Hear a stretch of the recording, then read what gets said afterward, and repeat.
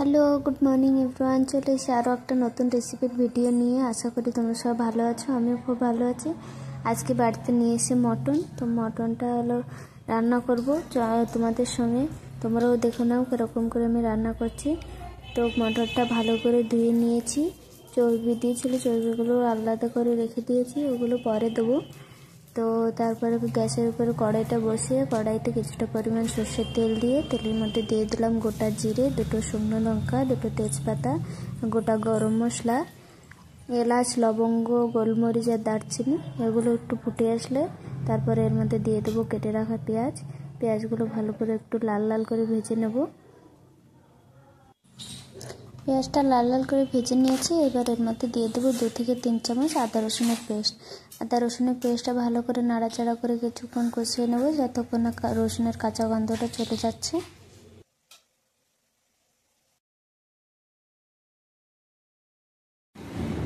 আদা রসুনটা ভালো করে কষিয়ে নিয়েছি। এবার এর মধ্যে দিয়ে দেবো একটু জলটা দিয়ে এর মধ্যে দিয়ে দেবো গুঁড়ো মশলাগুলো, হলুদ, লবণ, জিরের গুঁড়ো, লঙ্কার গুঁড়ো, ধনিয়ার গুঁড়ো।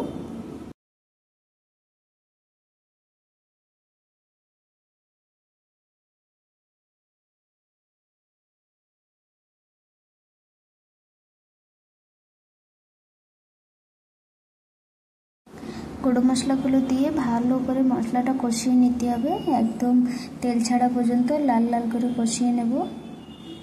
এই যে দেখো আমার মশলাটা তেল ছেড়ে গেছে, ঠিক এরকমই ভালো করে অনেকক্ষণ ধরে ভালো করে কষিয়ে নেবেন।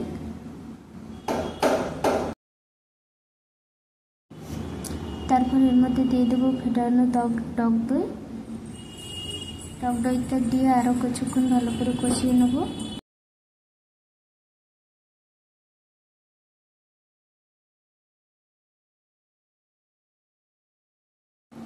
এই যে আমার মশলাটা কষানো হয়ে গেছে, এই স্টেজে দিয়ে দেবো ধুয়ে রাখা মটনগুলো।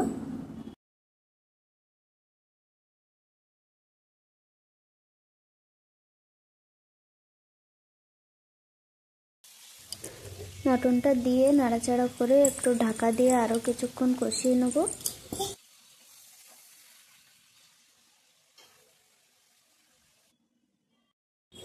এবার এর মধ্যে দিয়ে দেবো ভেজে রাখা আলু, একটু নাড়াচাড়া করে কুকারের মধ্যে দিয়ে দেবো।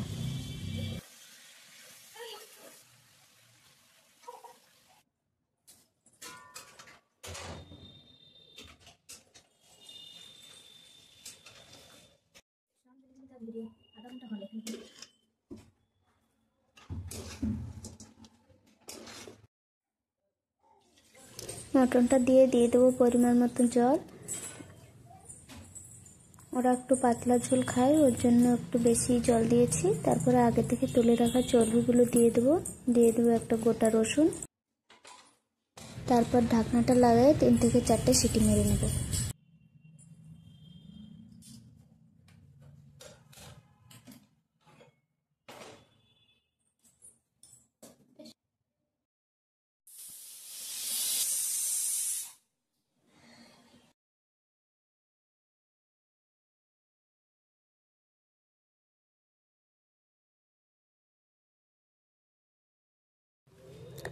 তো এই যে মাটন কারি আমার রেডি। কেমন লাগলো ভিডিওটা জানিও, ভালো লাগলে নিশ্চয়ই ট্রাই করো, একটা লাইক করো, চ্যানেলটিকে একটা সাবস্ক্রাইব করে দিও, আমার পাশে থেকো।